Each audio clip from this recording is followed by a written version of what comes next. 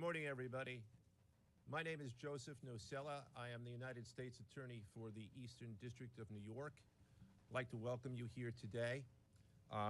In addition, we have with us today FBI Director Kash Patel, FBI Assistant Director in Charge Christopher Rea of the New York Field Office, Special Agent in Charge of the New York Field Office, Leslie Bakshi's, New York Special Agent in Charge of Homeland Security, Ricky Patel, Newark Special Agent in Charge of Homeland Security, Michael McCarty, Police Commissioner Jessica Tisch, Chief of Detectives Joseph Kenny, and the Executive Director of the Waterfront Commission, Phoebe Sorrell. I'm now going to turn the podium over to FBI Director Kash Patel. Good morning. Today we are here in New York to announce a historic arrest across a wide-sweeping criminal enterprise that envelops both the NBA and La Casa Nostra. The men and women up here standing with me represent a small portion of the leadership team that brought profound justice in an era that needed it more than any. I'll just highlight some of the details in the case and the FBI work, and then you'll hear from the others. But as you now know, individuals such as Chauncey Billups, Damon Jones, and Terry Rozier were taken into custody today, former, current NBA players and coaches. What you don't know is that this is an illegal gambling operation and sports rigging operation that spanned the course of years. The FBI led a coordinated takedown across 11 states to arrest over 30 individuals today responsible for this case, which is very much ongoing. Not only did we crack into the fraud that these perpetrators committed on the grand stage of the NBA, but we also entered and executed a system of justice against La Casa Nostra to include the Bonanno, Gambino, Genovese, and Lucchese crime families. And you'll hear more about those details today. The charges and the arrests that were taken down across this country range from wire fraud, money laundering, extortion, robbery, illegal gambling. This FBI will leave no room for any perpetrator of crime across this country. You hear a lot about our work of defending the homeland and crushing violent crime. Well, this work is also representative of a colossal portion of the FBI's mandate to keep America safe and to keep our entertainment industry fair and secure. The men and women that are standing up here today worked tireless hours, days, months, and years. And the fraud is mind-boggling. It's not hundreds of dollars. It's not thousands of dollars. It's not tens of thousands of dollars. It's not even millions of dollars. We're talking about tens of millions of dollars in fraud and theft and robbery across a multi-year investigation. And we could not have done it without our interagency partners that are before us today. The NYPD, HSI, and teams of law enforcement officials from around the country made this day possible.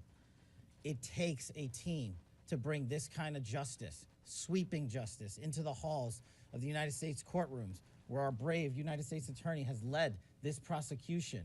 It takes courageous prosecutors to stand before you and say, we will not allow this kind of illicit activity to happen, not only at the national sporting level, but also where it hides in La Casa Nostra. And when these two collided together, they perpetrated a fraud that is historic in terms of not just money, but the scheme and the deceit that they utilize to steal and swindle people from money, to include crypto fraud. This is an operation that showcases to you that under President Trump's administration, there is no room for any type of criminal behavior, be it on the world's largest stage or in the back rooms of tiny parlors where card games are being played. We are proud to stand here today with the men and women of the FBI and this legal team. And to the United States Attorney, I just want to thank you personally for taking the time to display the work that the media is about to hear about today in detail. As I said, it does take courageous prosecutors, but it takes a courageous United States Attorney to bring this case, because we are going to take heat for it. But we don't shy away in this administration. We don't say no. What we do is we bring the results across the finish line. We bring them to the public. We bring you accountability. And yes, they will have their day in court, and you will hear the evidence through the court system exclusively. We will not deny anyone of due process. And that's the brilliance of this system. That's the brilliance of this administration. Everyone will be held to account. So with that, I turn it over to United States Attorney Nocella. Thank you. Thank you, Director Patel. To be clear, we're announcing today indictments in two major cases, both involving fraud. One involves sports betting, and the other involves illegal gambling, very specifically rigged poker games. The first indictment involves 6 defendants who are alleged to have participated in one of the most brazen sports corruption schemes since online sports betting became widely legalized in the United States. This scheme is an insider sports betting conspiracy that exploited confidential information about National Basketball Association athletes and teams.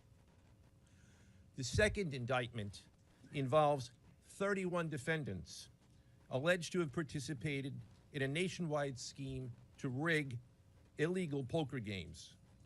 These defendants, which include former professional athletes, used high-tech cheating technology to steal millions of dollars from victims in underground poker games that were secretly fixed.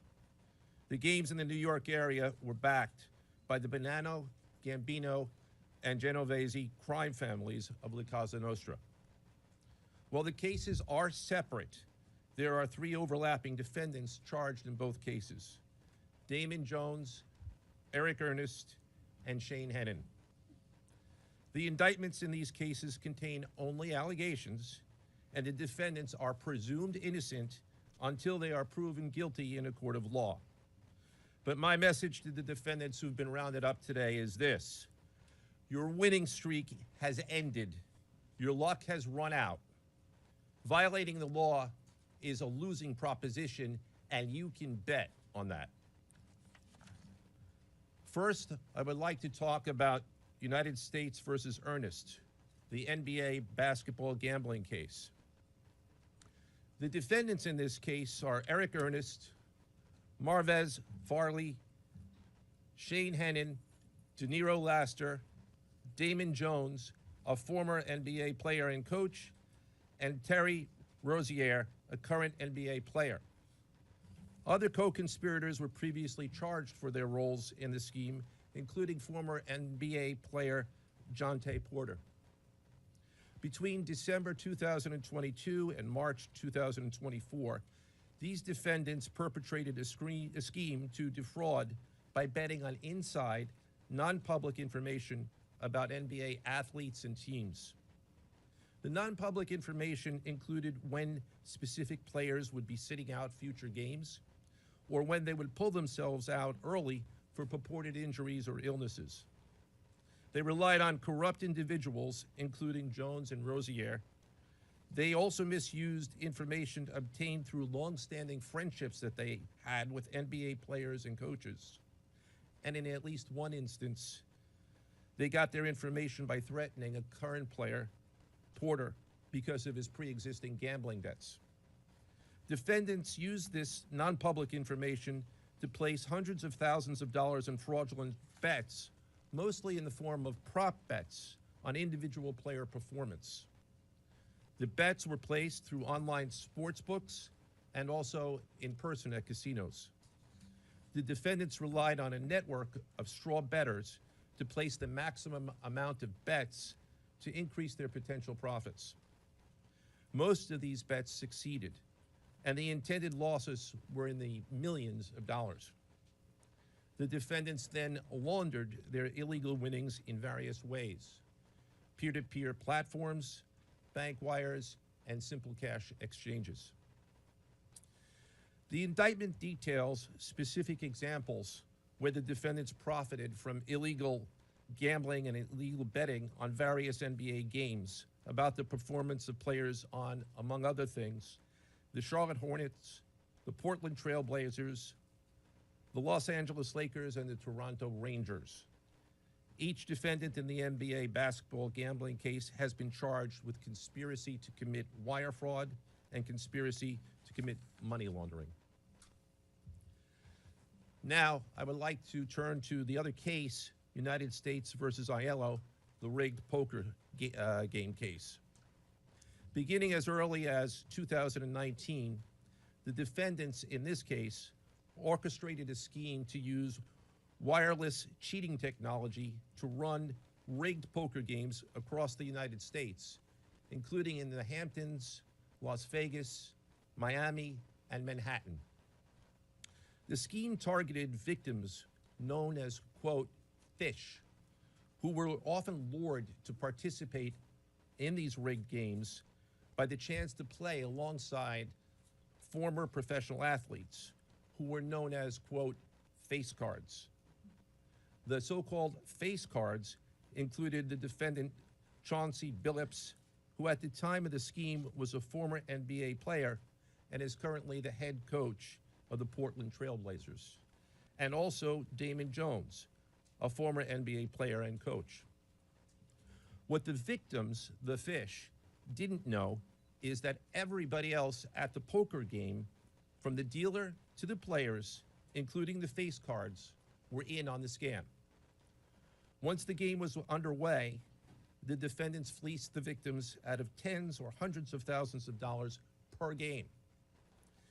The defendants used a variety of very sophisticated cheating technologies, some of which were provided by other defendants in exchange for a share of the profits from the scheme. For example, they used off-the-shelf shuffling machines that had been secretly altered in order to read the cards in the deck, predict which player at the table had the best poker hand, and relay that information to an off-site operator. The off-site operator sent the information via cell phone back to a co-conspirator at the table, and that person at the table was known as the quarterback. The quarterback then signaled secretly the information he had received from others to others at the table, and together they used that information in order to win their games and to cheat the victims.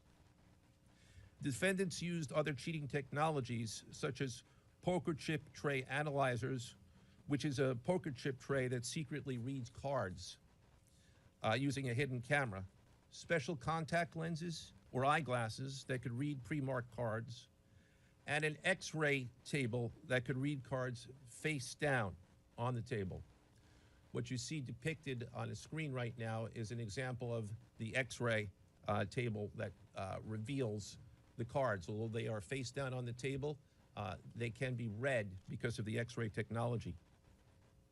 The Mafia, specifically members and associates of the Bonanno, Gambino, and Genovese organized crime families, had pre-existing control over non-rigged, illegal poker games around New York City. As a result, they also became involved in the rigged poker games, helping to organize the games and taking a cut of the proceedings, and working to enforce the collection of debts.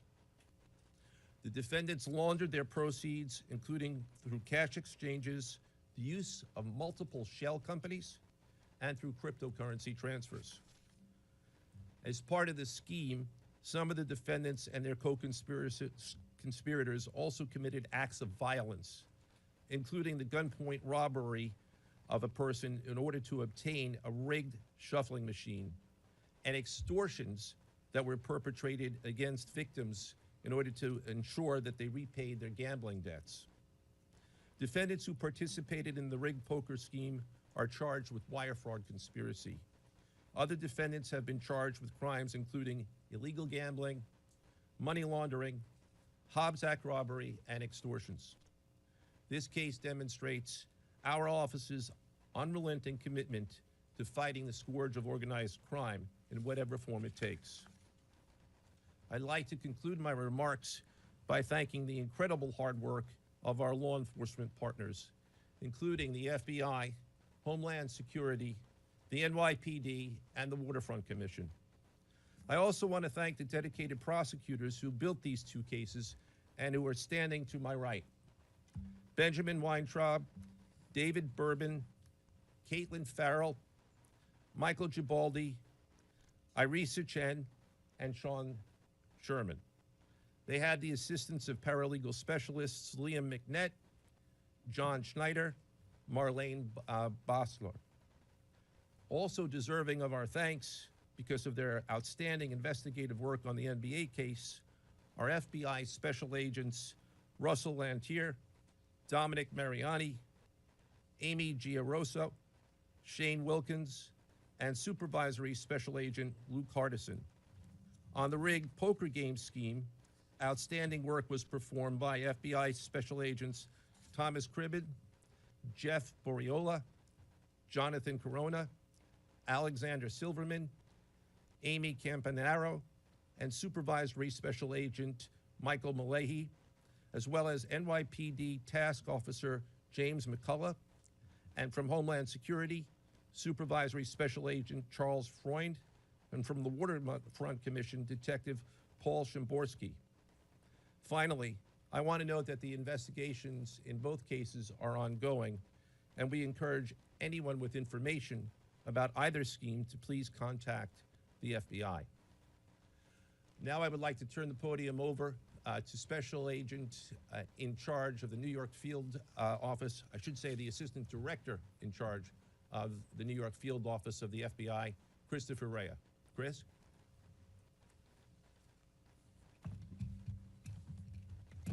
All right, thank you, Joe. As always, we appreciate the partnership here. Can't do any of this without you and your team, so thank you. Also want to publicly thank the director for coming down from D.C. The director's a very busy person, and for him to come down should tell you the importance of this historic case. I'm Christopher Rea, the Assistant Director in charge of the FBI New York Field Office. Today, as you've heard, our office conducted a massive nationwide takedown from 2 indictments of 34 defendants for their alleged involvement in 2 separate illegal poker and sports betting schemes where, as you heard, the odds were rigged in their favor.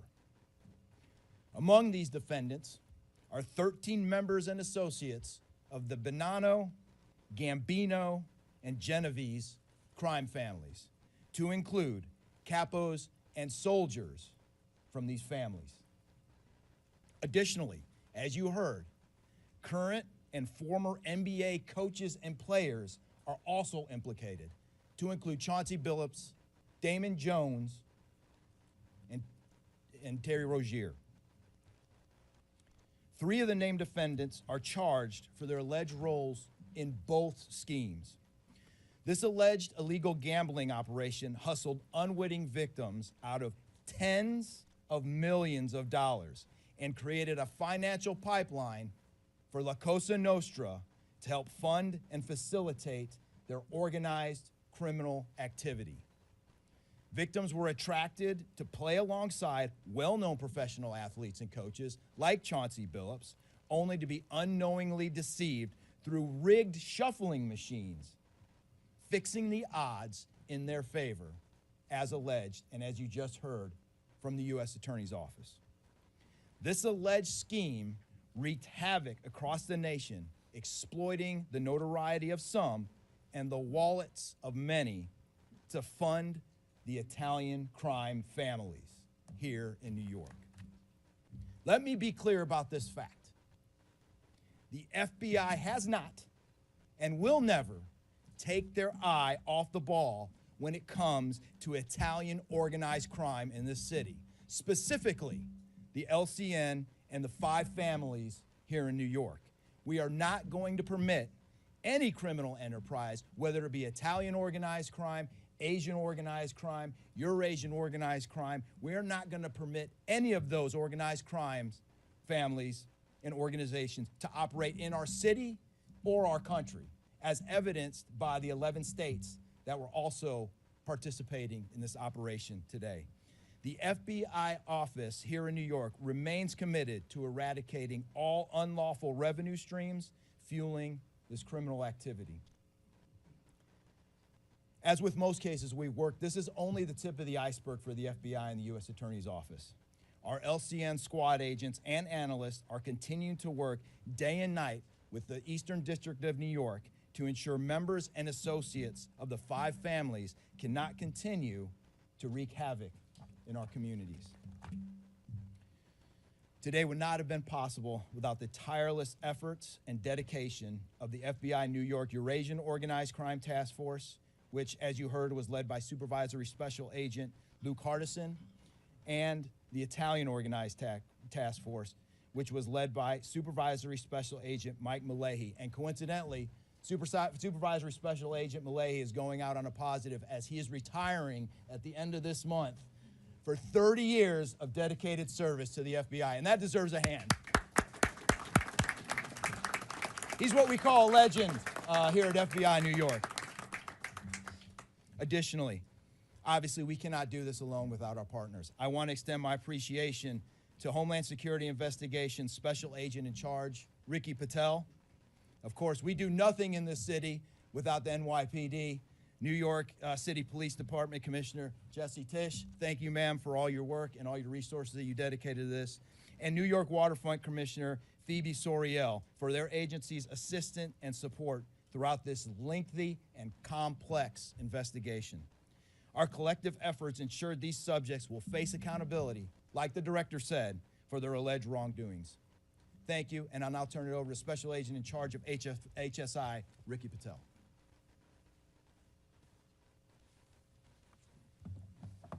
Thanks, Chris. Good afternoon, everyone. My name is Ricky Patel. I'm the Special Agent in charge for Homeland Security Investigations here in New York. This morning, hundreds of special agents and investigators with HSI, the FBI, the New York Waterfront Commission, and the NYPD descended upon the homes of individuals who for years have operated with the false sense of impunity, a false sense of incivility.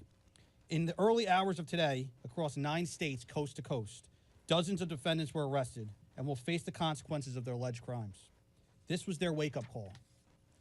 With the alleged involvement of 3 La Cosa Nostra crime families, 1 NBA head coach, a Hall of Famer, no less, and former NBA players, the years of investigative work that culminated with this morning's operation seem reminiscent of a Hollywood movie. But this wasn't luck, and this wasn't theatrics. This was an evidence-driven, relentless, and unified effort among law enforcement. Through what we have dubbed Operation Royal Flush, HSI New York, along with our task force personnel from the Waterfront Commission, first uncovered this scheme more than 4 years ago. Agents and investigators dedicated countless hours and sleepless nights in identifying the criminal network, dissecting communications and patterns, and following the money with precision. We built a case, piece by piece, and what we discovered was a sprawling criminal enterprise that utilized cutting-edge technology and various methods of deception to dupe unsuspecting gamblers into paying up so that these defendants could cash out. As alleged, this sophisticated conspiracy cheated victims out of at least $7 million and placed the public and the defendants alike at risk. This case involved global reach, financial depth, and the patience to dismantle complex financial criminal enterprises from the inside out. When criminal organizations attempt to launder profits through our country, HSI connects the dots and shuts it down. To anyone who thinks intimidation, fraud, or violence will shield their profits, understand this. If you are exploiting our communities, expect HSI and all of our law enforcement partners at your door. I would like to thank all our partners here today. Obviously, the United States Attorney's Office for the Eastern District of New York, the Waterfront Commission, the FBI, the NYPD, and the prosecutors that will carry this forward. Today's arrests are not an endpoint. They are the start of accountability. Thank you, and I now turn it over to Police Commissioner Jessica Tisch.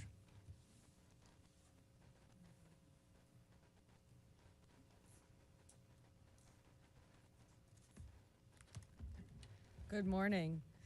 Thank you to Director Patel, Assistant Director Rea, and U.S. Attorney Nocella. What we're announcing today is not just another takedown. It's the result of more than 2 years of coordinated investigative work by the NYPD's Joint Organized Crime Task Force and the FBI. 2 cases that exposed criminal networks led by 34 individuals who believed the rules did not apply to them. They hid behind layers of complexity, behind money, and behind influence, believing those things would shield them from accountability.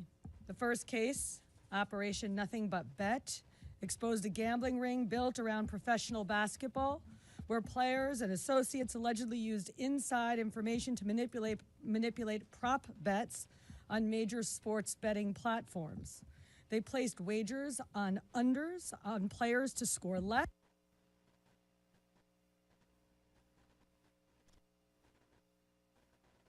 rebound less, assist less, using information that was not yet public. In some instances, players altered their performance or took themselves out of games to make sure that those bets paid out. One example occurred on March 23rd, 2023 in Charlotte. Terry Rozier, an NBA player now with the Miami Heat, but at the time playing for the Hornets, allegedly let others close to him know that he planned to leave the game early with a supposed injury. Using that information, members of the group placed more than $200,000 in wagers on his under statistics. Rozier exited the game after just 9 minutes, and those bets paid out, generating tens of thousands of dollars in profit. The proceeds were later delivered to his home, where the group counted their cash. As the NBA season tips off, his career is already benched, not for injury, but for integrity. As a result of this investigation, 6 defendants, including Rozier, are now facing conspiracy to commit bank and wire fraud. In a second case, Operation Zen Diagram, investigators uncovered a long-running scheme in which members and associates of several well-known organized crime families rigged high-stakes poker games across the country. These operatives included capos and multiple soldiers from the Bonanno, Gambino, Lucchese, and Genovese crime families, bringing 4 of the 5 families together in a single indictment is extraordinarily rare. It reflects how deep and how far this investigation reached and the skill and the persistence it took to get here. That work uncovered a deliberate, technologically sophisticated operation designed to carry out their crimes. They used custom shuffling machines that could read the order of cards, barcoded decks, and hidden cameras built into tables and light fixtures. The organizers also enlisted well-known public figures, former and current NBA players and coaches, including Chauncey Billups, the head coach of the Portland Trail Blazers, an NBA champion and a Hall of Famer, to make the games appear legitimate. Victims believed that they were sitting at a fair table. Instead, they were cheated out of millions. One victim in particular lost $1.8 million.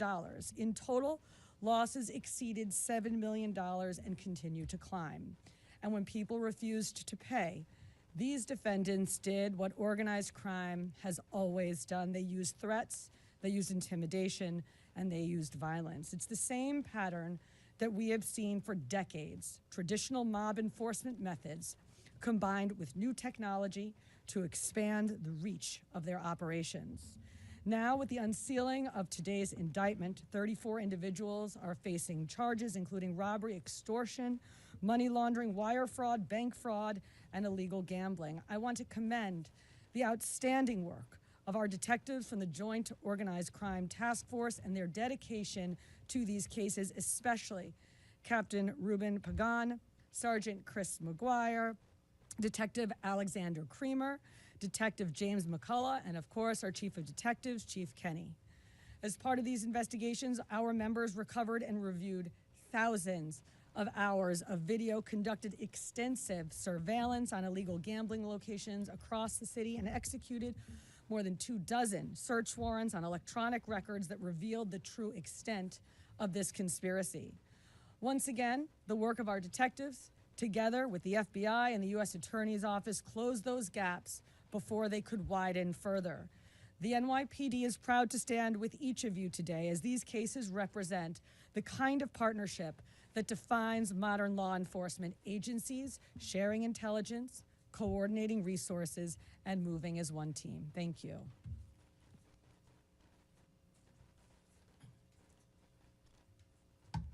If anyone has any questions that they'd like to ask, now is the time.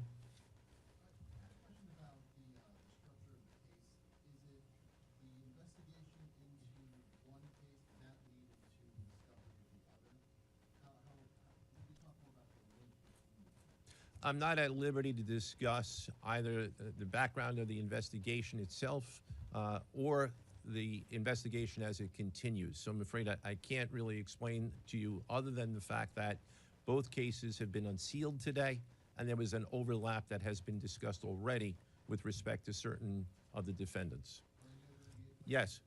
Chauncey Porter claimed that he had a gambling addiction. Did either Rozier or Billups or Damon Jones claim the same thing at all?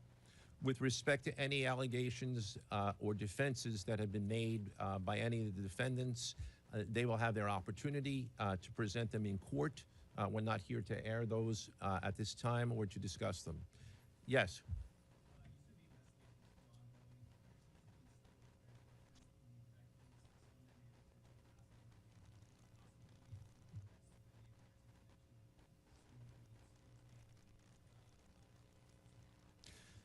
As I said, I can't discuss ongoing investigations. The investigation is ongoing, which by definition means that there will be further evidence uncovered at a minimum, and there's always that possibility, but I can't comment any further with respect to that. Yes? Thank you. Director Patel, you had said in your comments, we're going to take heat for this case. Why do you say that, and what efforts might you take to counter it? It's not popular to go after some of the defendants that we went after today, but justice is served blindly. And how do we countermand that? Simple. The unsealing of these indictments today shows the force of the Department of Justice and our great Attorney General and the leadership that we have at the FBI and the team here to specifically mete out justice. And look, let's not, mince words. This is the insider trading saga for the NBA. That's what this is. That's why we are going to take heat. But as the evidence comes out, as the indictments are unsealed, you will see the extensive work these men and women put in, countless hours over years, and that's how we countermand it.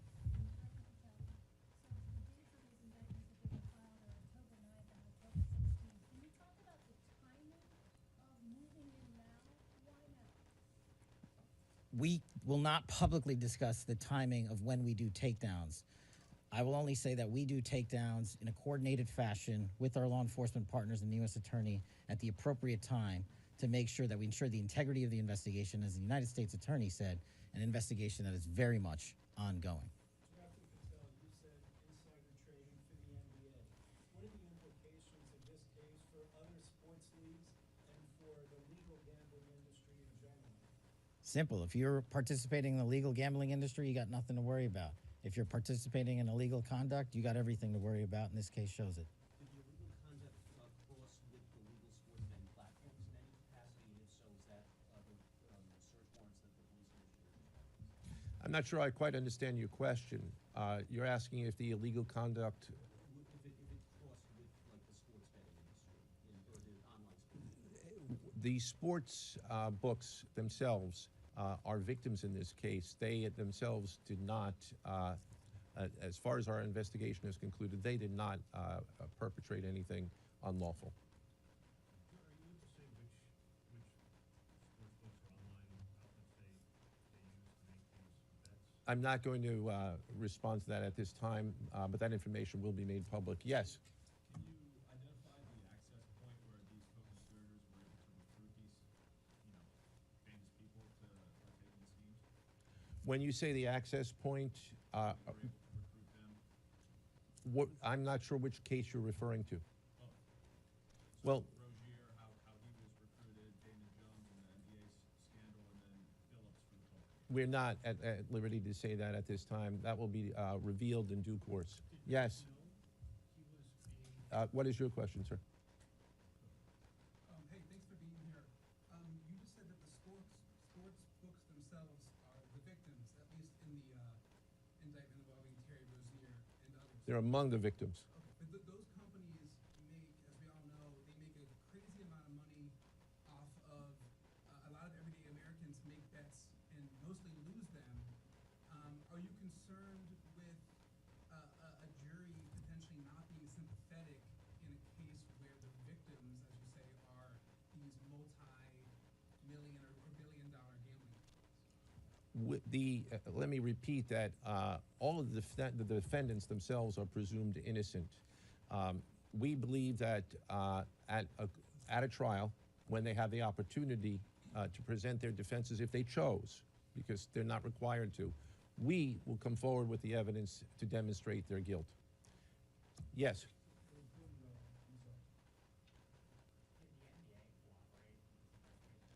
The answer to your question is yes, the NBA has cooperated with the investigation. Yes, sir.